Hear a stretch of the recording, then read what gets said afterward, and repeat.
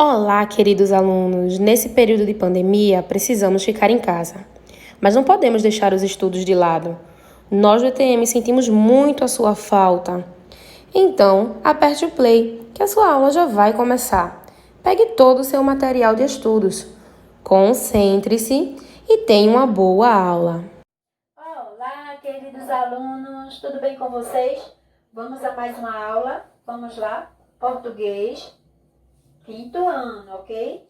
Hoje nós iremos trabalhar uma leitura, certo? Mas antes da leitura, vamos falar com o Papai do Céu, ok? Vamos lá?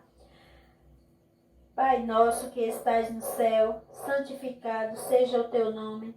Venha a nós o teu reino. Seja feita a tua vontade, assim na terra como no céu. O pão nosso de cada dia nos dai hoje. Perdoa as nossas ofensas, assim como nós perdoamos a quem nos tem ofendido. Não nos deixe cair em tentações, mas livra-nos de todo o mal. Amém. Lembrando sempre que Tia Lânia continua com muita saudade de todos e que logo, logo isso vai passar. Vamos ter um pouquinho mais de paciência, certo? Que isso vai passar e logo estaremos juntos. Vamos à nossa leitura. Leitura da página 50. O título da leitura é Eli e Edi. Vamos lá acompanhar com Tia Lânia. Abram o livro de vocês. Vamos acompanhar a leitura. Eli e Edi. A bem de verdade, Eli e Edi nunca tiveram um despertador, nem o galo era de muita serventia para eles, pois quase sempre o galo começava a cocorocar bem depois que saíam de casa. Nunca fora preciso. Eli, que desde que se entendia como gente, sempre fora Eli e nem se lembrava mais da última vez em que alguém o chamara pelo nome Eliseu.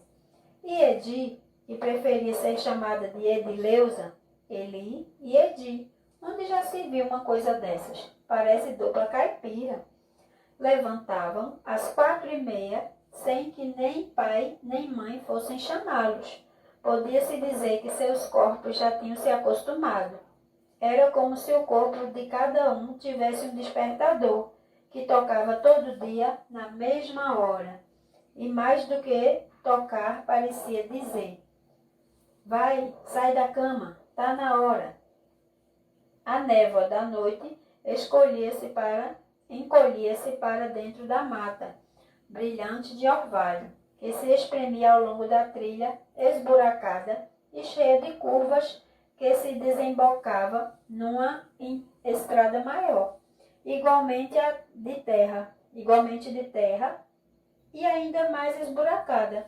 Enquanto caminhavam ao lado dos pais, nem sequer falavam. A pressa e o medo de perder o ônibus os silenciavam. O céu estava escuro, salpicado de estrelas.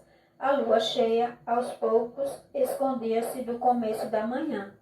O sol apareceu bonito, afugentando a escuridão com uma profusão brilhante de cores. Uma perua branca passou pela estrada, sacolejando e levantando poeira. Num dos lados, viam-se grandes letras pretas sobre um fundo amarelo. Escolar. Os olhos de Eli e Edi acompanharam a perua até ela se perder na distância. Os rostos dos meninos e meninas dentro dela, espremidos contra o vidro das janelas e observando-os com grande curiosidade. Eram crianças da cidade, que ficava na outra ponta da estrada. Estavam indo para a escola, em Boa Esperança. Todo dia, os dois haviam passar carregada de crianças, a caminho da escola rural, que nem ficava tão longe. Na verdade, era bem mais perto do que aquela distância que percorriam todo santo dia para pegar o ônibus. Na outra página. É boa a escola? Quis saber Edi.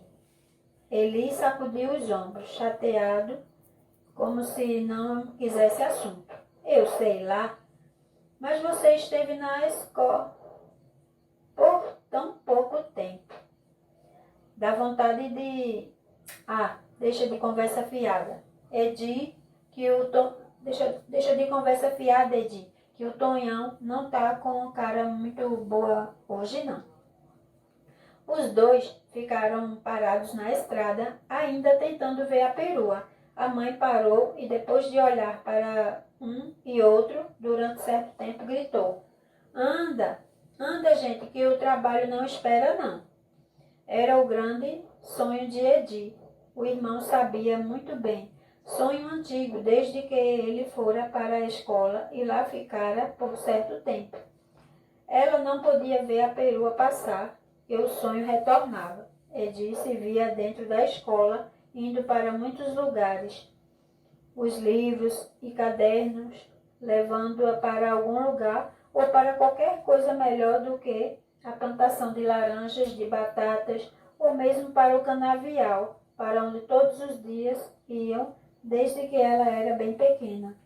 De vez em quando sua cabeça fervia, tanto imaginando números e palavras, a possibilidade de ler bem, depressa, e entender tudo o que ouvia, e lia com muita dificuldade que Edi sonhava. Ela sabia muito bem como a irmã se sentia. Ele sabia muito bem como a irmã se sentia. Sentira algo bem parecido nos tempos em que fora à escola. Chegara a fazer a primeira série, mas precisara largar para trabalhar e ganhar dinheiro para ajudar os pais e pôr comida dentro de casa. Preferia estudar, é claro, pois a vida que viviam seria sempre igual e sempre feita de sonhos impossíveis de realizar, sem dinheiro, trabalhando o tempo inteiro para não sair do lugar. Isso lá era a vida? Essa história foi tirada do livro Infância Roubada, a exploração do trabalho infantil, de Thelma Guimarães de Castro Andrade e Júlio Emílio Braz, da editora FTD. Logo abaixo tem o vocabulário da leitura. Serventia quer dizer utilidade. Orvalho quer dizer pequenas gotas de água que se depositam sobre superfícies pela manhã e à noite. Profusão quer dizer grande quantidade. Sacolejando quer dizer sacudindo. Canavial quer dizer plantação de cana-de-açúcar. O título da história é Eli e Edi, ou seja, é um apelido de duas crianças, né? Uma menina e um menino. E eles, pelo que a gente está vendo, eles trabalhavam para ajudar em casa, a família, né, minha gente? Ou seja, eles não estudavam, eles só trabalhavam. E isso, hoje em dia, eu sei que pode até acontecer em alguns lugares, mas isso é contra as leis. Ou seja, o governo quer que todas as crianças estudem. Não quer criança trabalhando. Mas se ela tiver que trabalhar, ajudar os pais em casa, que seja fora do horário da escola.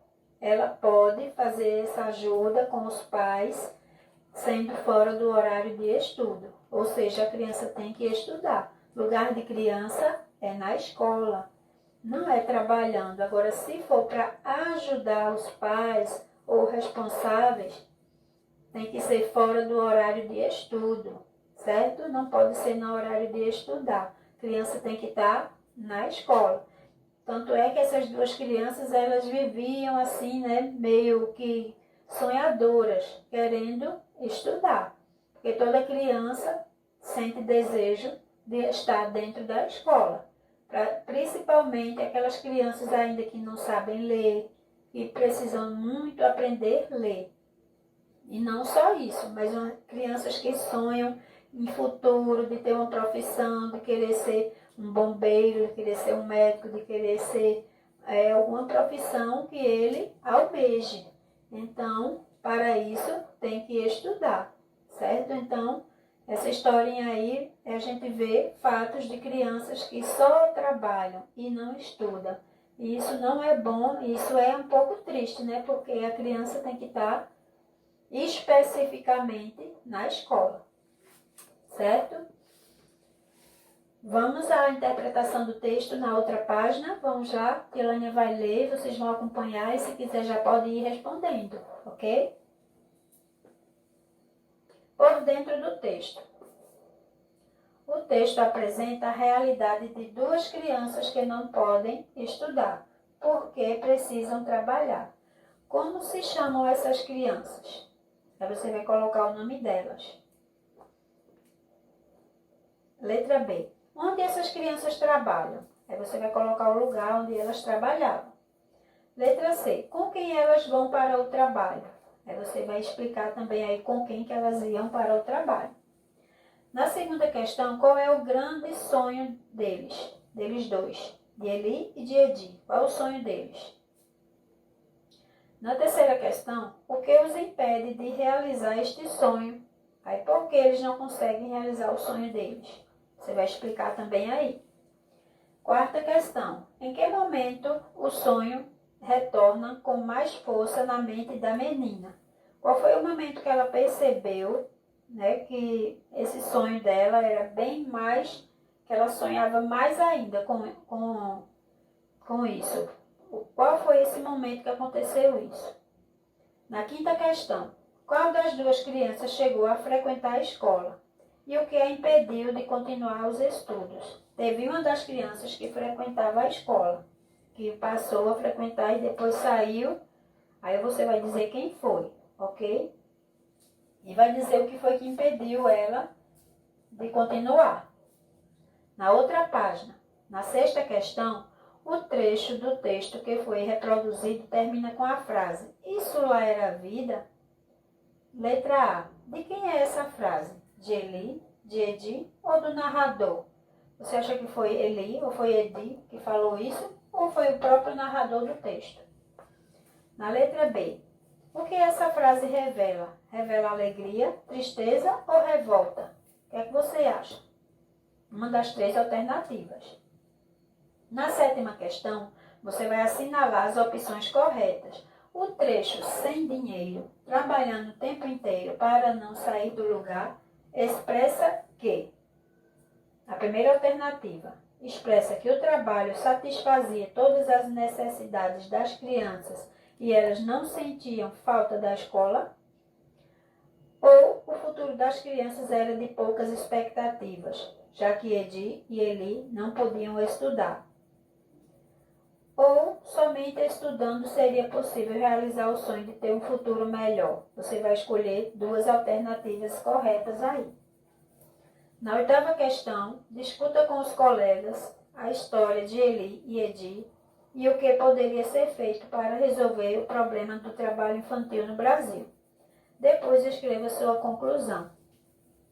Já que você não pode discutir com seus colegas, pois no momento você não está em sala de aula, você pode discutir com seus pais em casa, com irmãos, né, com primos, com algumas pessoas que frequentam sua casa, certo? Aí você pode discutir essa questão aí e descobrir o que poderia ser feito para resolver o problema do trabalho infantil aqui no Brasil, pois sabemos que isso é bem constante no nosso país, certo?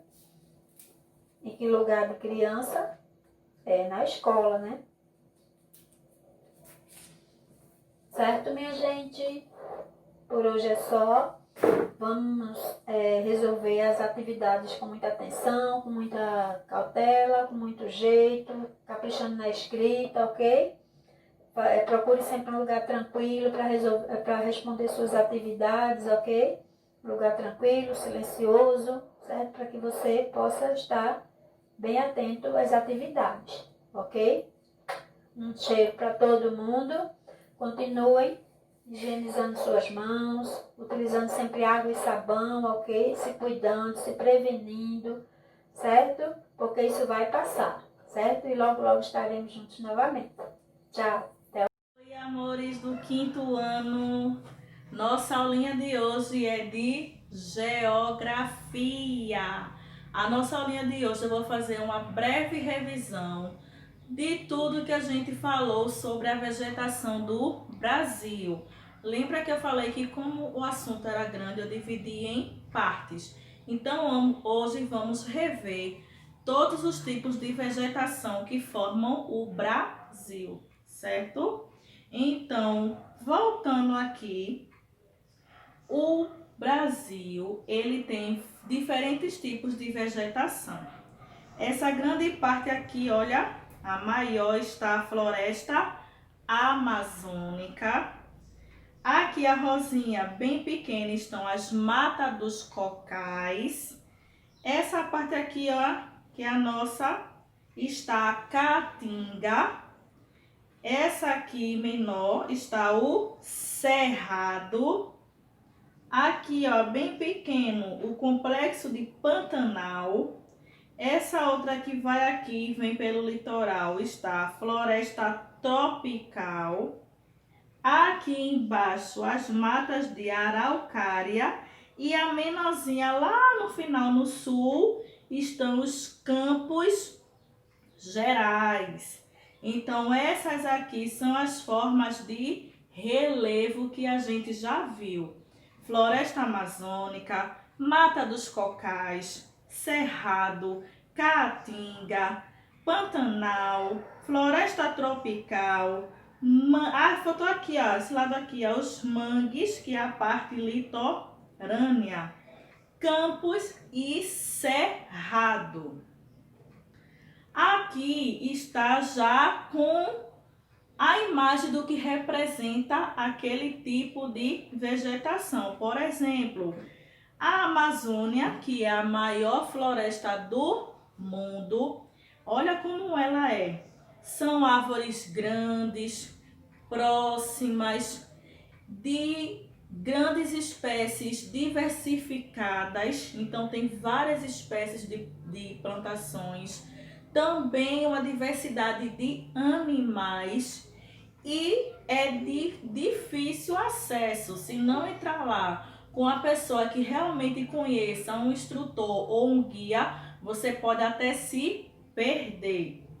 A caatinga, que faz parte do Nordeste aqui nosso, é já aquela vegetação seca, o solo seco, a vegetação formada por cactos, plantas que não precisam de tanta água para sobreviver, o solo rochoso, argiloso. Aqui a Mata Atlântica, que é a segunda maior mata de vegetação natural. Ela só perde para a Mata Amazônica. A Mata Atlântica também tem uma grande diversidade de plantas, de espécies de animais. Ela também tem árvores altas, próximo de rios. Os campos já são aquelas plantações mais rasteiras, gramas, capins, não tem árvores, pouquíssimas árvores, se tiver. São plantações que têm pastos de animais, os animais ficam nela para comer, para passear. Então é uma plantação mais rasteira. Pantanal, que é misturado cerrados, campos, tem rios, é uma parte mais inundada. E o cerrado, ela tem tanto as partes de grama como pequenas árvores e algumas de troncos retorcidos. Aqui estão algumas partes de vegetação do nosso país. Aqui também tem a floresta amazônica, caatinga, mangue, olha o mangue com troncos, com raízes profundas e grandes, que geralmente ficam à mostra, não fica dentro da terra. As raízes ficam ao ar livre, você consegue ver as raízes desse tipo de planta. O cerrado, que é aquela plantação seca, o solo é arenoso, barrento. Pantanal, que eu já falei também, rasteiras. dos rebanhos. Então aqui é a vegetação que compõe o nosso Brasil, certo? Floresta amazônica, atlântica, cerrado, caatinga, campos, Pantanal, e essas vegetações já foram aulas anteriores. Hoje eu fiz só uma breve revisão de cada uma delas, certo? Então, para facilitar, memorizar cada uma delas, respondo às atividades. Tem um texto de apoio no livro que vocês podem olhar, fazer a leitura, responder direitinho, saber se a atividade é de livro, de caderno, certo? Tirem dúvidas e podem perguntar a tia Andressa pelo zap, tá bom? Beijinho para vocês e até a próxima aula. Tchau, tchau.